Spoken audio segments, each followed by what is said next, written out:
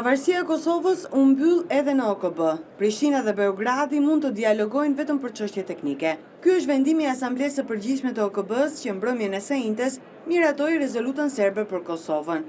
Megjithatë, bisedimet mes dy palëve duken të vështira për të realizuar pas rrëmujës që Beogradi shkaktoi në korridoret e Asamblesë së Përgjithshme.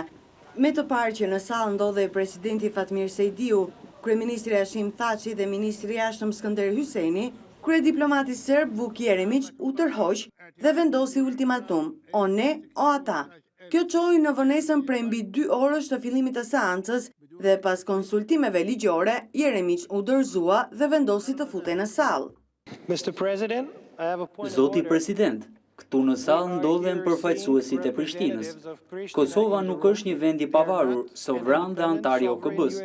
Ndaj ju lutem, a mund të na shpjegoni prezencën e tyre në këtë seancë? Kryetari i seancës u përgjigj.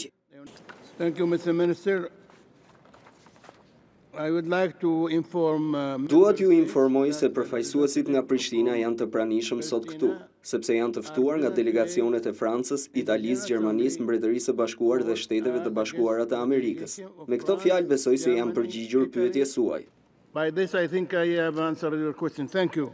Jeremić vazhdoi të prezantonte rezolutën e shumë përfolur që për ironi duhet u hap rrugën bisedimeve direkte mes palëve për çështje teknike, duke thënë se pavarësisht kësaj, Serbia nuk do ta njohë Kosovën.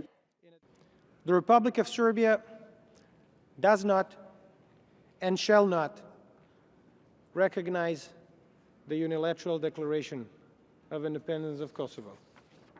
Rezoluta u miratua pa u futur në votim dhe menjëherë më pas vendet pjesëmarrëse e bën të qartë qëndrimin e tyre, pro Serbis apo pro Kosovës. Ambasadore e Shteteve të Bashkuara të Amerikës në OKB, Rosemary DiCarlo, përsëriti mbështetjen amerikane për pavarësinë dhe integritetin territorial të Kosovës. Gjykata ndërkombëtare e drejtësisë ishte e qartë.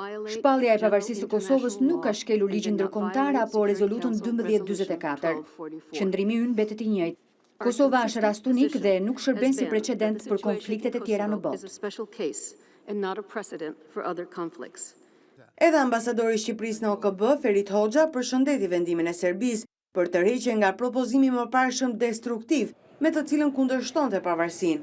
Tirana zyrtare theksoi se Kosova është një rast unik që nuk mund të përdoret nga vendet e tjera.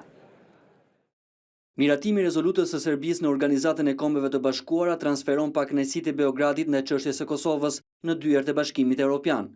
Ishte pikërisht Brukseli që arriti kompromis me Serbinë që rezoluta të ndryshonte në disa pika kyçe.